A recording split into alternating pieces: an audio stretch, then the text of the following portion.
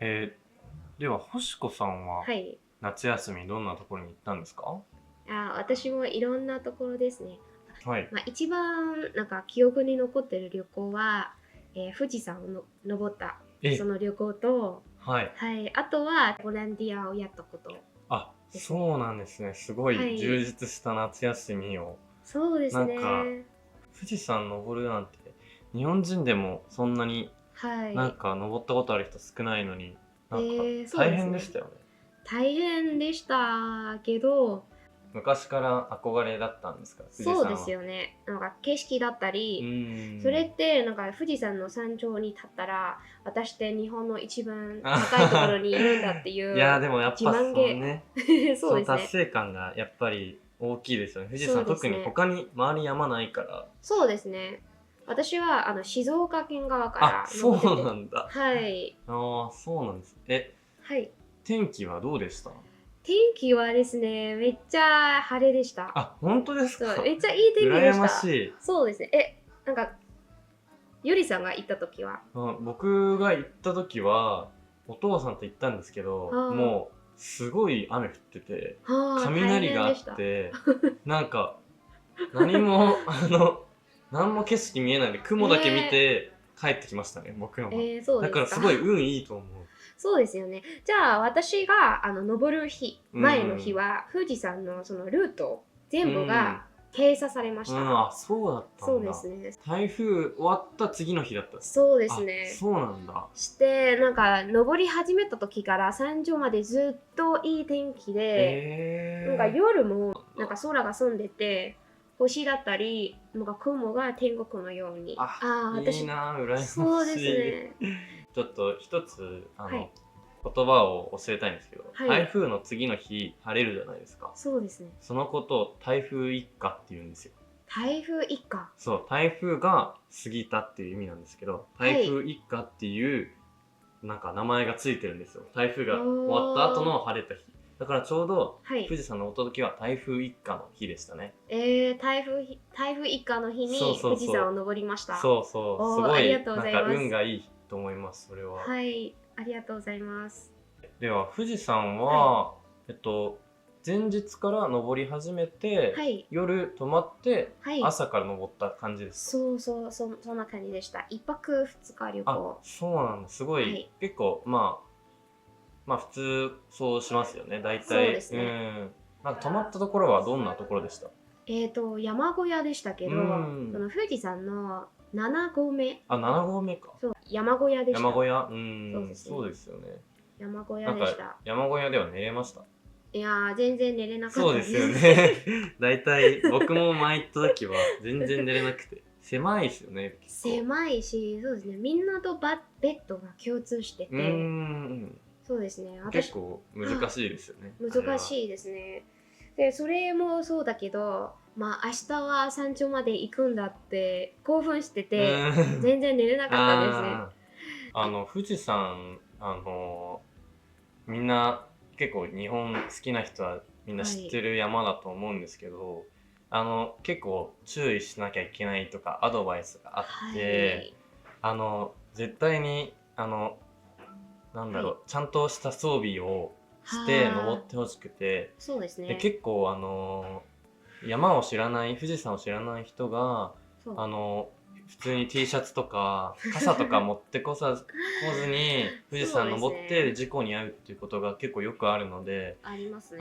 これから富士山に登ろうぞって思ってる海外の方にはい。伝えたいのは、もうちゃんと準備をして、あとはい。途中で夜山小屋に泊まって朝はい。登り始めるっていうのをちゃんと知っといてほしいなってはい。日本人からの目線でそういうふうに思いますね。そうですね。いろんな準備しないと、うーん。しんどいですね。いや、本当そう思いませんでした、登ってて。私はめちゃんと、っちゃ注意しました。本当にそれそうですね。はいいことだと思います。登る前、10日前くらいうん。からいろんな準備しうて、すでん。に登ってた人たちの Vlog とか見あ、て、そうそう、本当にそういう、そういうふうに準備をしないと、あれはそうですね。登るの難しいですね。難しいですね。で、しかもそんなに準備してるのに、私、下り道でうん。転落したっていうのがあれ下りの方が疲れません？疲れますね。本当に足痛くなりますよね。いや、足痛くてさ、友達の中で、うんなんか、あ下れない人がいて、やっぱそうですよね。そう、私のポールをうんあげて、私のもの使ってくださいって言ったら、私がなんか何も持ってなくうて、んなんかめっちゃ大変でしたね、それも。いや本当になんか岩ばっかりですよね。あそこ岩ばかりです。しかも私たちが選んだその下り道は、ルートの中で一番なんかうん危険性が高いってよく言われてます。結構難しいルートですよね。それそうですね、須走トゥレイン。そうそう須走静岡側からの方ですよね。はい。なんか海とか見えたんじゃないですか、そしたら。海も見えましたね。そうすごい。海か。いやでも海だと思います。湖ですね。湖か。湖が見えるし。見えました。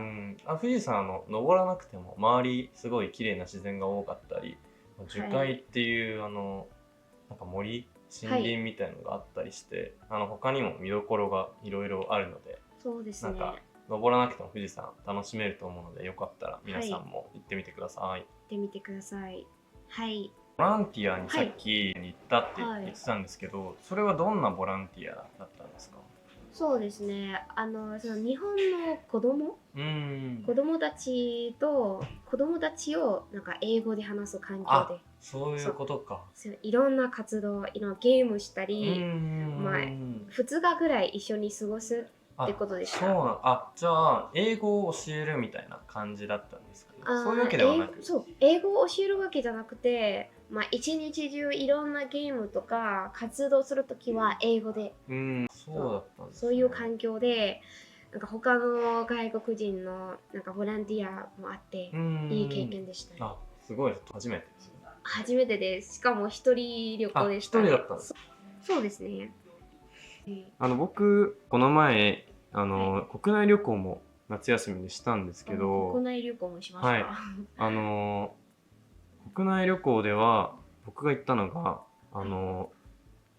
伊勢神社っていうところと熊野神社っていうところがあって、なんか知ってます？熊野神社聞いたことあります、本当ですか？はい。どこにありますか？東京から遠いんですけど、大阪の近くにあって、大阪と名古屋の間になんか、半島っていうかさ、すごい山がある地域があって、その山の中にあるんですけど、昔日本の歴史の話になるんですけど、日本はそこの山に神様がいて、日本人はそこの神様がいる神社に行くのがその庶民というか、昔の日本人の憧れみたいな感じだったんですよ。だからもう昔から日本人はそこに行くための道がすごい整備されてて、本当に何百年も歴史ある道をなんか僕も歩けたので、由来のある場所。そうですね。本当に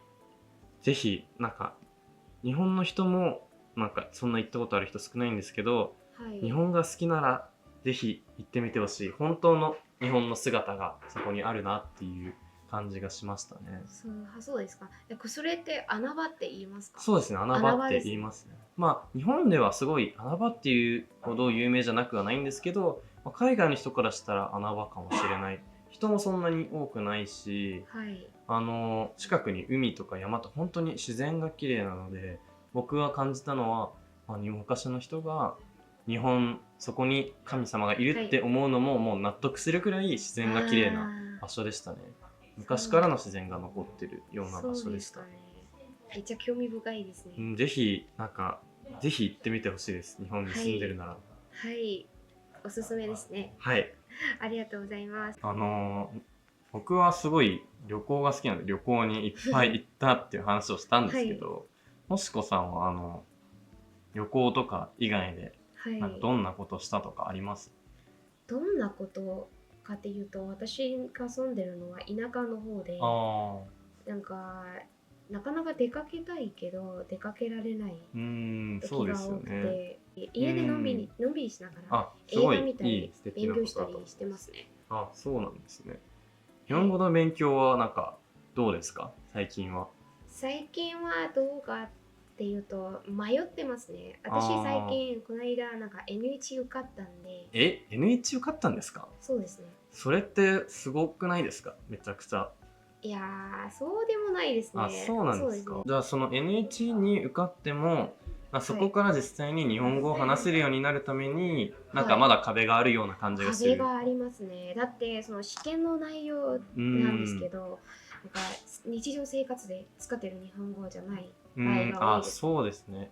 なんか僕のイメージだと、はい、日本語検定の難しい内容ってなんか結構なんだろう、契約とか、それこそなんか硬いような感じの内容が多い感じがしてて、でなんか僕と話してる時に使ってる日本語と N1 の日本語全然違いますよね。そうですね。実際に話す時は、誰も上級日本語とか初級日本語とか全然意識してなくて、そうですね。一番なんか分かりやすく伝える方がいい。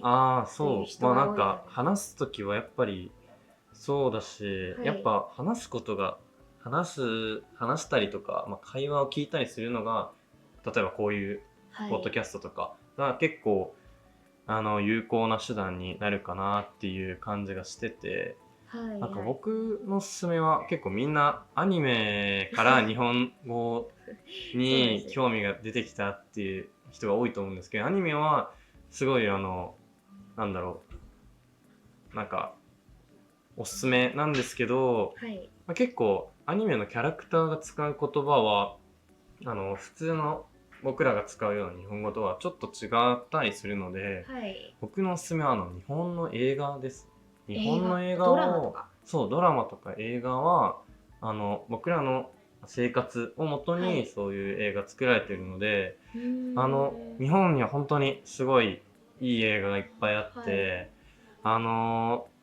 すごい新作も昔のものもいっぱいいい映画あるので、いろいろ調べたりとか、あとその映画の主題歌っていうか、その映画のメインテーマみたいな歌が、そっからそのアーティストを好きになったりとかバンドを好きになったりとかっていう、なんかそういう風な感じでどんどんいろいろ日本人が好きな日本のコンテンツとかをなんか探してみると、結構なんかどんどん日本語だけではなく日本の好きになれるかなと思いますね。本当にそれは本当ですね。日本の歌は、私も最高だと思ってます。